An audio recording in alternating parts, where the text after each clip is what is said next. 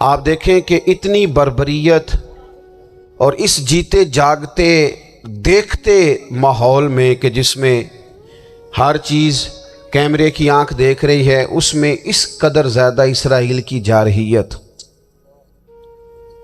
اس کے جواب میں دو تین تازیانے ہیں وہ سمجھنے والے۔ ایک ہے کہ میں کوئی جذباتی بات کروں گا، آپ اس کی تائید کر دیں گے۔ ایک ہے کہ پہلوؤں پر غور کرنے کا وقت ہے کہ اتنے کٹھن ماحول میں بھی اگر مسلم امہ کے لیڈر بیدار نہیں ہو رہے تو آپ کو پس منظر سمجھنا پڑے گا کہ ہم نے نبی پاک کی محبت کے تقاضوں کو نہیں سمجھا۔ حضور سے محبت ہے نا تو پھر نبی پاک کو تو سادہ طرز زندگی پسند ہے، حضور کو تو پسند نہیں ہے۔ اللہ کے محبوب نے تو دعا مانگ کے فقیری لی اللہ تعالیٰ سے۔ آپ کو پتہ ہے جب بندہ بہت زیادہ آسانیوں میں چلا جاتا ہے، بہت زیادہ اس کے پاس سہولیات ہو جاتی ہے، اس کا مرنے کو دل نہیں کرتا۔ خود نبی پاک علیہ السلام نے فرمایا قیامت کے قریب کافر تم پر جھپٹیں گے جس طرح بھوکے لوگ کھانے پر جھپٹتے ہیں۔ حضور کیوں، ہم تھوڑے ہوں گے؟ فرمایا نہیں، تمہیں دنیا سے محبت ہو جائے گی اور موت تمہیں بری لگے گی۔ اتنے بڑے بڑے بنگلے، عالی شان محلات، کس کا چھوڑ کے مرنے کو جی چاہتا ہے معاذ اللہ۔ نبی پاک کی محبت کا تقاضا سمجھو، ایسا نہیں کہ وہاں دولت آئی نہیں۔ حضور تو فرماتے ہیں کہ اللہ نے خزانوں کی کنجیاں میرے ہاتھ میں رکھ دی ہیں، لیکن میں نے عرض کیا مالک ایک وقت روٹی دینا اور ایک وقت کا فاقہ دینا۔ کنجیاں خزانوں کی اللہ نے دی۔ جب تک آپ اپنا طرز زندگی، یہ جو بہت دنیا کا پیار ہے نا، بہت زیادہ مرنے کی ہرس، یہ بہت زیادہ جینے کی ہرس، تو اللہ تعالیٰ نے قرآن پاک میں یہودیوں کا طریقہ بیان کیا کہ وہ کبھی مرنے کی تمنا نہیں کریں گے کیونکہ جینے کی ہرس رکھتے ہیں۔ نبی پاک علیہ السلام کے غلاموں، طرز زندگی جب تک سادہ نہیں ہوتا اور جب تک یہ دنیا کے جھمیلوں سے کسی کو دولت دے کر پیچھے کر دیا جاتا ہے، کسی کو عہدہ دے کر چپ کرا دیا جاتا ہے، کسی کو اقتدار دے کر چپ کرا دیا جاتا ہے، رسول اللہ صلی اللہ علیہ وسلم کے سچے غلام ان ایک بات کی سمجھ آ گئی تھی کہ ہمیں ہمارے رب نے کہا ہے قل ان کنتم تحبون اللہ فاتبعونی یحببکم اللہ۔ اے محبوب آپ ان سے فرما دیں اگر رب سے محبت کرنا چاہتے ہیں تو آپ کی پیروی کریں، اللہ خود ان سے محبت فرمائے گا جب رب بھی ان کا ہو جائے گا، جب رب بھی ان کا کی محمد سے وفا تو نے تو ہم، یہ جہاں چیز ہے کیا، یہ لوح و قلم تیرے، اس کا کیا مطلب ہوا؟ لوح و قلم، قلم لکھتی ہے نا تقدیریں، مقدر فیصلے، تو لوح و قلم تیرے ہیں، اس کا مطلب یہ ہے کہ پھر رب کریم تیرے اوپر فضل کرے گا، اور وہ جن فیصلوں کی امت کو دیانت سے چاہت ہے اللہ اپنے فضل سے وہ فیصلے فرمائے گا۔ جب تک زندگی حضور کی غلامی کی طرف نہیں جاتی وہ اللہ تعالیٰ کی تائید نہیں پاتی۔ حضرت عبداللہ ابن حذافہ رضی اللہ تعالیٰ عنہ کو رومیوں نے قید کر لیا تھا، اور جب رومی آپ کو قید کر رہے تھے، پکڑ رہے تھے، جنگ میں کچھ موڑ ایسا آ گیا کہ بظاہر مسلمانوں کے قدم پیچھے ہٹ رہے تھے، تو 1000 آدمی نے، 100 آدمی نے مل کے آپ کے گرد گھیرا ڈالا اور بڑی مشکل سے آپ کو گرفتار کیا۔ جب بادشاہ کے سامنے لے گئے نا تو بادشاہ سے اس کا سپہ سالار کہنے لگا کہ بندہ ضائع کرنے والا نہیں، یہ بات سمجھیں آپ، ہماری طبیعت کے مطابق جو بندہ پورا نہیں اترتا ہم ضائع کر دیتے ہیں۔ حالانکہ اگر آپ کو مخالف صف میں بندہ کام کا نظر آئے تو آپ غور فرمائیں کہ یہ ہمارے قافلہ محبت میں کیسے شامل ہو سکتا ہے، اس کے لیے جد و جہد کریں تاکہ اس سے کام لیا جا سکے۔ اس نے کہا روم کے بادشاہ نے بندہ ضائع کرنے والا نہیں، وزیر نے کہا بادشاہ سے، اس نے کہا کیا کریں، کچھ ایسا کریں کہ یہ معاذ اللہ ہمارے دین میں آ جائے، اور قرآن مجید نے واضح کہہ دیا ہے کہ یہودی اور عیسائی تم سے راضی نہیں ہو سکتے حتی تتبع ملتہم، जब तक कि तुम उनके दीन की पैरवी ना करो। इनको किसी तरीके से माज़अल्लाह ईसाई बनाया जाए। तो बादशाह कहने लगा 2-3 चीज़ें हैं जिससे कोई बंदा भी ख़रीदा जा सकता है, कर लेते हैं बात। उसने सबसे पहले हज़रत अब्दुल्लाह इब्न हुज़ाफ़ा से कहा कि जितने पैसे आप कहेंगे आपको मिलेंगे, आप इस दीन में आ जाएं माज़अल्लाह। तो हज़रत अब्दुल्लाह इब्न हुज़ाफ़ा ना, कुछ लोग बड़े सियाने होते हैं, बुर्दबार होते हैं, बाज़ बातों पर गुस्सा नहीं करते, हंसते हैं। हज़रत अब्दुल्लाह इब्न हुज़ाफ़ा हंस पड़े, फरमाने लगे तुझे किसने बादशाह बनाया, तू तो बड़ा बेवकूफ़ आदमी है। उसने कहा क्या मतलब? फरमाने लगे नादान, मैं तो तलवार लेके मैदान में आया हूँ, मुझे दौलत कमानी होती मैं तिजारत करता, मैं तिजारत नहीं कर रहा, मैं तो शहादत के लिए निकला हुआ हूँ, और तू मुझे कह रहा है पैसे ले ले, को अकल की बात कर। उसने दूसरी बात की, उसने कहा कि मैं बादशाह हूं, मेरे नीचे जितने भी ओहदे हैं, वजीर, मुशीर, वजीर खजाना, जो आप ओहदा कहेंगे आपको दे दिया जाएगा, आप इस तरफ आ जाएं। तो हज़रत अब्दुल्लाह इब्न हुज़ाफ़ा कहने लगे फिर कहता हूं तो बड़ा नादान है। फरमाने लगे मैं हुजूर का सहाबी हूं, और सहाबी होने से बड़ा ओहदा दुनिया में है ही कोई नहीं। सहाबा वो सहाबा जिनकी हर सुबह ईद होती थी, खुदा का कुर्ब हासिल था, नबी की दीद होती थी। कहा तू मुझे लालच दे रहा है। अब उन्होंने एक नई चाल चली। वजीर कहने लगा कि मैं एक और तरह से माज़अल्लाह कोशिश करता हूँ पिघला देने की। आप अंदर कमरे में कैद थे तो वहाँ एक खातून को बना संवार कर भेज दिएगा। दोस्तों याद रखना, तगड़ा और मजबूत जवान पता कौन होता है? जिसकी नज़रें पूरी तरह उसके कंट्रोल में हों। ये अलामत जवानी है। जिस आदमी का पूरी तरह, दो लोग दुनिया में कभी कोई कारनामा सर अंजाम नहीं दे सकते, एक जो हराम खाता हो, एक जिसकी नज़र नापाक हो। मोहम्मद बिन कासिम जब यहाँ आए थे ना, तो एक दिन बड़े परेशान थे। तो एक बुजुर्ग कहने लगे आप क्यों परेशान हैं? कहने लगे राजा दहर से मुकाबला है और हमारी फ़ौज तो सिंध के रास्ते भी नहीं जानती, ज़ुबान भी नहीं जानती, लड़ेंगे कैसे? 2-4 दिन के बाद उन बुज़ुर्गों की दोबारा मोहम्मद बिन कासिम से मुलाकात हुई तो बड़े खुश थे। कहा अब आप क्यों खुश हैं? कहने लगे वो मेरा मुकाबला नहीं कर सकता, मैंने तहकीक कर ली। कहा क्यों? कहने लगे नज़र का गंदा है, और जो नज़र के गंदे होते हैं वो मैदानों में ठहरा नहीं करते। मैदान के लिए निकलने के लिए पाक जवानी की ज़रूरत होती, ततहीर मिजाज होना ज़रूरी होता है, पाकीज़ा अफकार और सच्ची और सुच्ची सुथरी सोचों का होना ज़रूरी होता है। इसलिए फरमाया कि मेरा मुकाबला नहीं कर सकता। हज़रत अब्दुल्लाह इब्न हुज़ाफ़ा कमरे में थे तो वज़ीर की बेटी अंदर सजी संवरी पहुंच गई। जैसे ही आपने इस कुफ्र की चाल को देखा तो तयम्मुम करके नफल शुरू किए। वो सारी रात बैठी रही, रब का बंदा सारी रात इबादत करता रहा। इबादत बड़ा सहारा है, मुसल्ला बड़ा सहारा है अल्लाह के बंदो। सुबह दरवाज़ा खोला, वज़ीर ने अपनी बच्ची से पूछना चाहता था रिज़ल्ट क्या निकला, तो कहने लगी पीछे हट जा, अब तेरा मेरा ताल्लुक़ कोई नहीं, मैंने नबी पाक का कलमा पढ़ लिया। उसने कहा मैंने भी ज़माना देखा है, पर ये क्या लोग हैं, कस्तूरी के बने हुए, संदल से धुले हुए, कि मैं सारी रात कमरे में रही और 100 और 1000 आदमी जिस जवान का मुकाबला ना कर सके, इतना ताकतवर जवान कमरे में रहा और उसने नज़र उठा के ना देखा।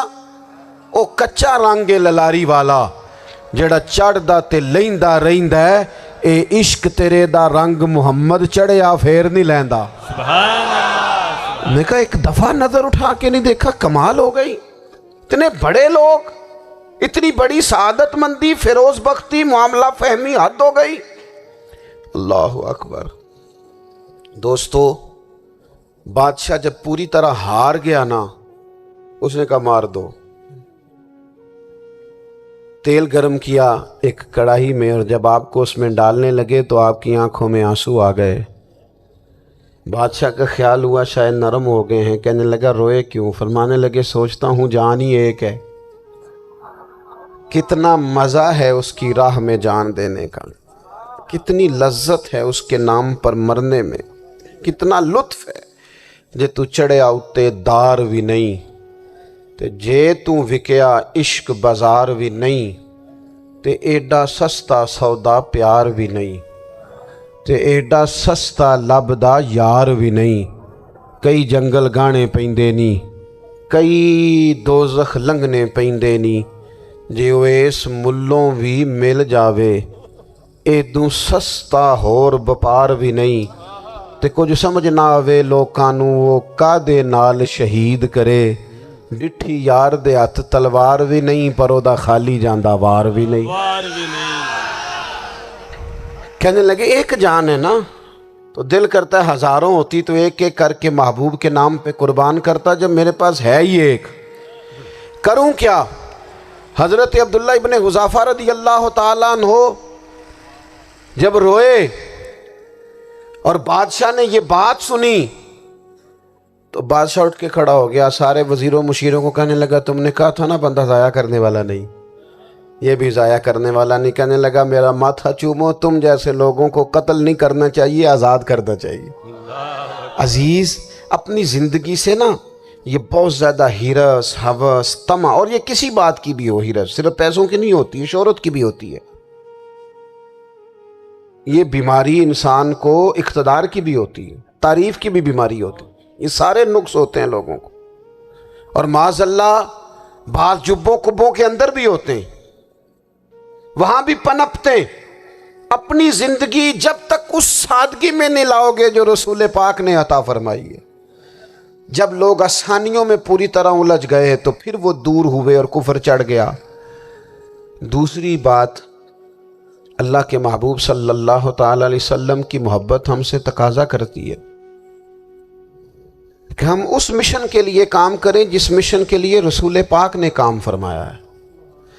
ہم سارے کام بڑی مضبوطی سے، سوچ سمجھ کے، تدبر سے، حکمت سے، تقاضوں کو مد نظر رکھتے ہوئے کرتے ہیں، سارے کام۔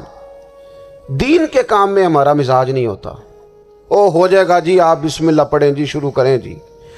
آپ تقاضوں کو سمجھیں، چیزوں کو دبائیں نہیں، چیزوں پر غور کریں۔ کسی کے ذہن کی سطح پر سوال ابھرتا ہے، اس کا تسلی بخش جواب دیں۔ اپنی زندگی میں دین کے کام کے لیے اپنے آپ کو وقف کریں، اور دین کے کام کے بہت سارے پہلو ہیں۔ ہزاروں لوگوں کو قرآن پاک ٹھیک پڑھنا نہیں آتا، ہزارہا لوگ ہیں جو قرآن مجید کے مطالب سے آگاہ نہیں ہیں، دین کی بنیادی ضروریات سے لوگ نابلد ہیں۔ میں آپ کو کس طرح یہ بات سمجھاؤں کہ ہزاروں کی تعداد میں طلاقیں اس لیے ہوتی ہیں کہ مردوں کو طلاق کے مسئلے نہیں آتے، انہیں پتہ نہیں ہے کہ مجھے حقوق زوجین کے معاملے میں کیسے چلنا ہے۔ ڈھیر سارے گھروں میں تباہی اس لیے ہے کہ تربیت اولاد کا دینی منہج ہمیں نہیں پتہ۔ اپنا حصہ ملائیں دین کے کام میں۔ ایک آدمی کو اگر تو نمازی کرنے میں کامیاب ہو گیا، تیری زندگی بدل گئی۔ وہ دین بیزار لوگ جو ہمارے بیچ بیٹھ کے ہماری نوجوان نسل کو پگڑی اور داڑھی کا نام لے کے بنیادی طور پر دین سے دور کرتے ہیں، ایسے نوجوانوں کو دین کا پیغام محبت دے کر دین کے قریب کرنا ہماری ڈیوٹیوں کا حصہ ہے۔ ہمیں ذمہ داری کا احساس کرنا پڑے گا، ہمیں یہ خاص قدم اٹھانا پڑے گا، توجہ دینی پڑے گی۔ مساجد، مدارس، میں آپ سے عرض کروں، اتنی ڈٹ کے مخالفت ہوتی ہے نا مدرسوں کی، اتنی ڈٹ کے۔ میں ادارہ چلاتا ہوں، اس کے چلانے میں جو مشکلات ہیں وہ تو ہم بتا نہیں سکتے آپ کو، اس لیے کہ میری قوم، میرا اس قوم سے تعلق ہے جو نعت خواں امیر کرنا چاہتی ہے، مدرسے نہیں۔ ہاں، نقیب خطیب پیدا کرنا چاہتی ہے، شعر و شاعری کی زندگی کو پروان چڑھانا چاہتی ہے۔ فقط ہمارا ان لوگوں سے تعلق ہے جو لاکھوں کروڑوں روپیہ محافل پہ لگائیں گے، اور قاری صاحب بیچارے اگر مسجد کا کوئی ہونے والا کام کسی وقت بتا دیں گے تو وہ بڑی مشکل آ جائے گی ان کے لیے۔ یہ کیسے ہو سکتا ہے، آپ نے یہ ڈیوٹی بتا دی؟ مدارس، اور جتنا اہم رول دین کو پھیلانے میں مدارس اسلامیہ کا ہے، اتنی زبردست لوگوں کا خیال ہوتا ہے میری طرح کے لوگ شاید کام کرتے ہیں، ڈیوٹی کرتے ہیں۔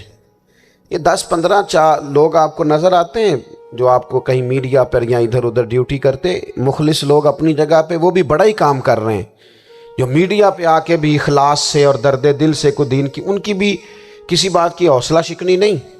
لیکن ہزارہا اساتذہ جو مدارس میں بیٹھ کے پڑھاتے ہیں، جنہوں نے وہ سارے لوگ تیار، آپ سمجھ نہیں سکتے کتنا بڑا کام۔ حفظ کا استاد جو ہوتا ہے نا، اس کی ڈیوٹی 24 گھنٹے ہوتی ہے فجر سے پہلے، اور اس نے بچوں کو اٹھانا ہے۔ تنخواہ تو ہم انہیں دینا نہیں نہ چاہتے جی، تنخواہ نہیں دئی دی انہوں نے، ہمیں مولوی امیر نہ ہو جانا، مولوی نو تے سوٹ بھی 27ویں والی رات دے ہے تاکہ کدھر سوان کے عید والے دن پا نہ لوے، چونکہ 27ویں تو بات تے درزی پھڑتا ہی کوئی نہیں، کیوں حضرت؟ ایسے ہی ہے نا، اس وقت تو نہیں نہ لیتا۔ تو ہم چاہتے ہیں مولوی ہماری مرضی کے ہماری طرح کا سوٹ نہ پہن لے۔ مدارس کی مضبوطی آپ یہ دیکھ لیں، یہ صلاح الدین ایوبی کا تعلق بھلا کس چیز سے تھا؟ غوث اعظم کے مدرسے سے۔ حضور غوث اعظم کے مریدوں کی جماعت اس کے ساتھ شامل تھی۔ کون لوگ تھے جنہوں نے مدارس سے فیض پایا؟ رازی اور غزالی، حضور غوث اعظم، خواجہ اجمیر، یہ سب لوگ مدارس کے لوگ ہیں۔ کمزوریاں ہیں، غلطیاں ہیں، بہت ساری چیزوں کی اصلاح کی ضرورت ہے، لیکن یہ دین کا بہت بڑا قلعہ ہوتا ہے مدرسہ، لیکن اس کی مخالفت کی جاتی ہے۔ مجھے بتائیے، اگر مدرسوں میں کمزوریاں ہیں تو کالجوں یونیورسٹیوں میں نہیں ہیں؟ ہم نے کبھی مخالفت کی ہے بند کر دو سارے؟ لیکن لوگوں کا جب خیال آتا ہے، جب ہمارے ایک سابقہ وزیر صاحب تھے سر راہ، کسی دعوت میں میری ان سے ملاقات ہو گئی تو انہوں نے کہا مدرسوں کا کردار کیا ہے آج کے ماحول میں؟ میں نے انہیں کہا کہ مختلف کورسز آپ کراتے ہیں نا، تو اس کے لیے پھر مختلف ویکینسیز ہوتی ہیں، جہاں بچوں کو مدرسے کا کورس کرایا جاتا ہے تو استاد بننا ہوتا ہے، اس نے خطیب بننا ہوتا ہے، مسجد کی ڈیوٹی کرنی ہوتی ہے۔ میں نے کہا آپ بالکل کوئی حکومت سرپرستی نہیں کرتی، لیکن اللہ کا فضل ہے، کبھی آپ نے کوئی مسجد سنی ہے جس میں جمعے والے دن مولوی نہ ملا ہو جمعہ پڑھانے کے لیے؟ کبھی آپ کو رمضان میں ایسی مسجد ملی ہے جس میں قرآن مجید سنانے کے لیے حافظ نہ ملا ہو؟ یہ ہو سکتا ہے کسی حافظ کو مسجد نہ ملے۔ تو مدارس کے ذمے جو کام تھا، مدارس نے جم کے کیا ہے اور ڈٹ کے کیا اللہ کے فضل سے۔ اور مدارس کے لوگوں کو بھی کمزور نہیں پڑنا چاہیے، کبھی کسی وزیر، مشیر، مالدار کے روب میں نہیں آنا چاہیے، قطعاً نہیں۔ کیوں؟ کہ یہ وہ عظیم لوگ ہیں رسول اللہ صلی اللہ علیہ وسلم کے دین کے غلام، کہ ابھی ایک لفظ نہیں پڑھا ہوتا الف با تا سا، پہلے دن گھر سے نکلتے ہیں تو حضور فرماتے ہیں اللہ کے فرشتے ان کے پیروں کے نیچے پر بچھا بھی دیتے ہیں، پہلے دن اتنا بڑا اعزاز ملتا ہے۔ تو حضور کی محبت کا تقاضا ہے، دین کا کوئی کام کیا جائے۔ ایک خاتون مسجد نبوی شریف میں جھاڑو دیتی تھی، پر کوئی کام تو کرتی تھی نا۔ اور کس مسجد میں؟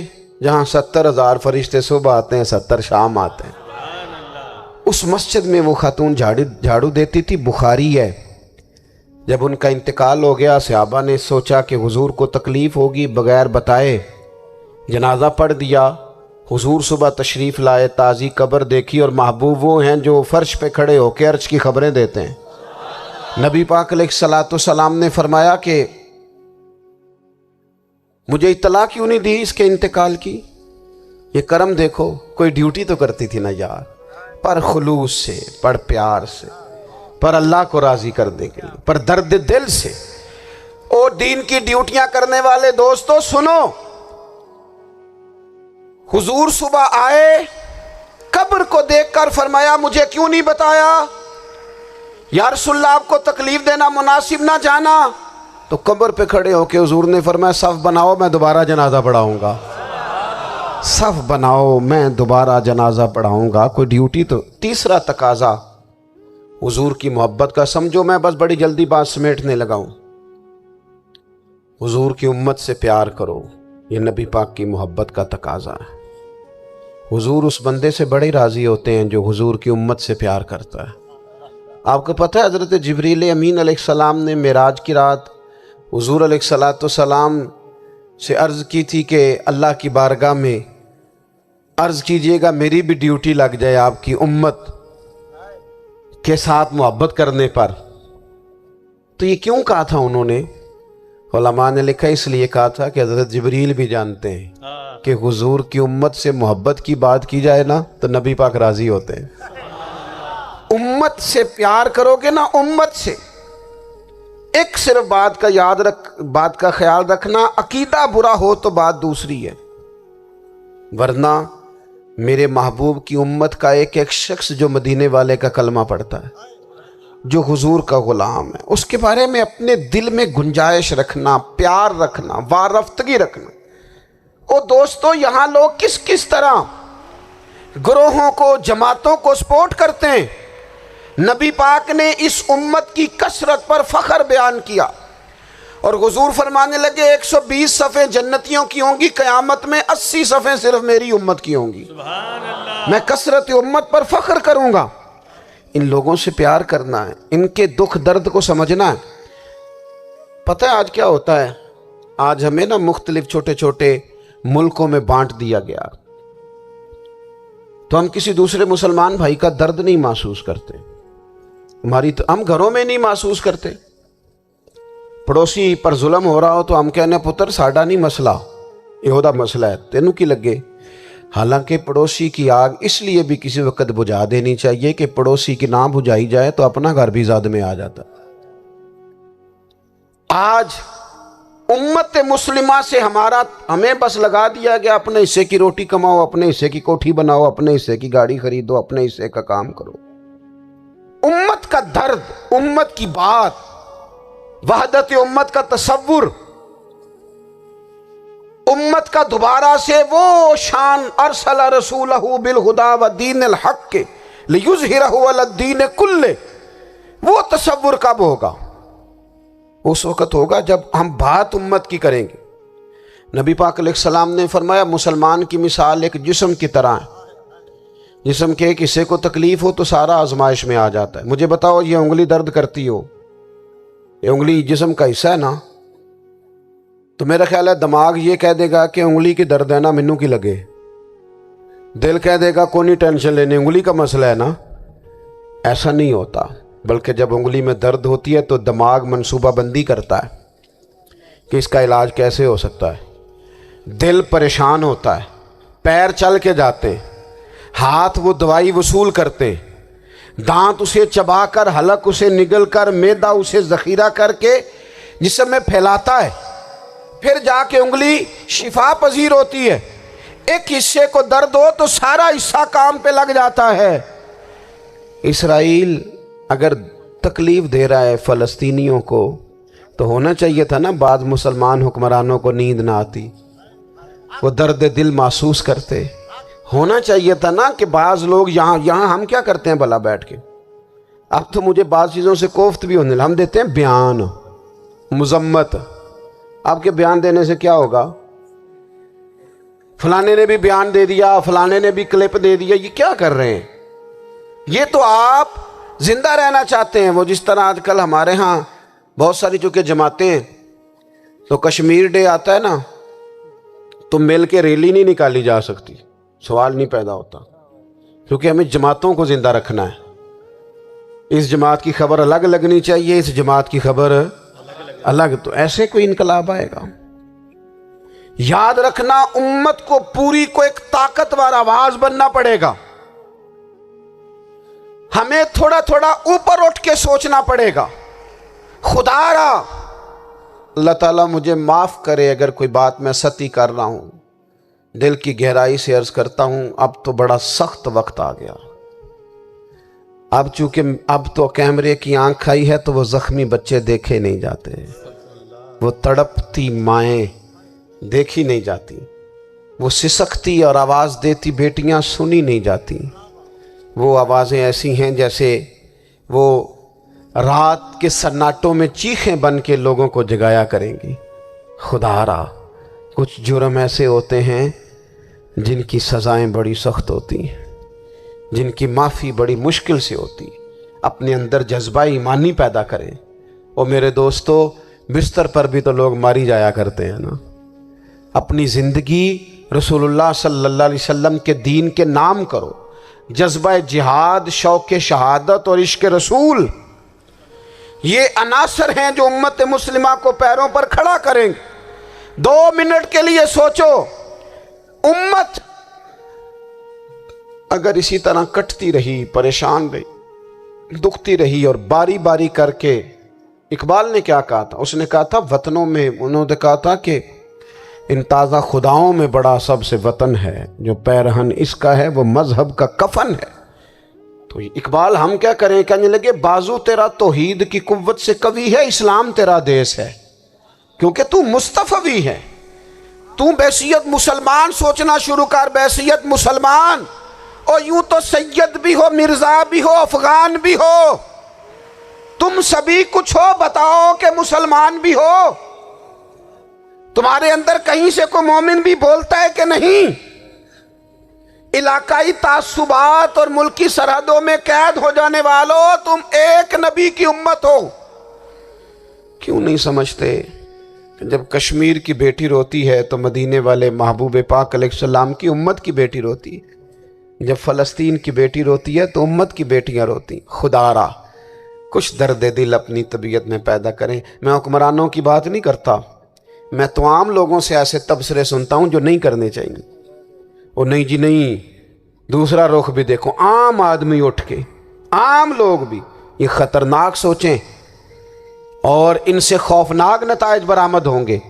تو 3 باتیں میں نے آپ کی خدمت میں عرض کی ہیں۔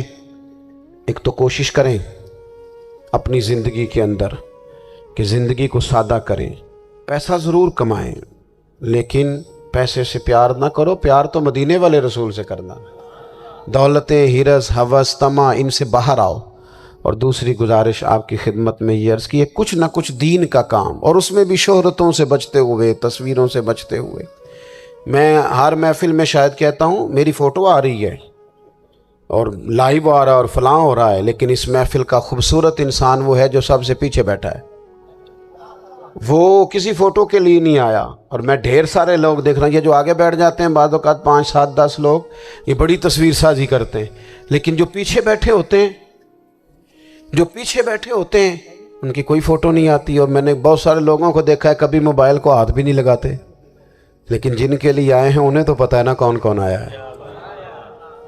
اور کچھ دین کے لیے کریں۔ اور تیسری گزارش آپ کی خدمت میں یہ ہے کہ امت بن کر بھی ضرور سوچیں اور امت کے دکھوں کا مداوع بھی کریں، اور امت مسلمہ کا درد بھی اپنے سینے میں ضرور محسوس کریں۔ اللہ تعالی ہماری اس بزم کو۔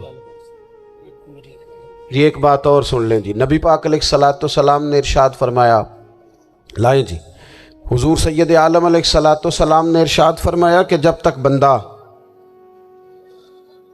اللہ کے بندوں کی مدد میں رہتا ہے نا، اللہ بھی اس کی مدد کرتا رہتا ہے۔ یعنی اگر آپ امت کے لیے سوچتے ہیں، کوئی امت کے لیے فکر پیدا کرتے ہیں، کچھ امت کی سوچیں لاتے ہیں، تو اللہ بھی مدد فرمائے گا۔ اور یہ بات اچھی طرح یاد رکھیں، جب بھی بندہ کوئی ایسا کام کرتا ہے نا جو خالص اللہ کی رضا کے لیے ہو، تو رب کی مدد ضرور آتی ہے۔ وَلَقَدْ نَصَرَكُمُ اللَّهُ بِبَدْرٍ وَأَنْتُمْ أَذِلَّةٌ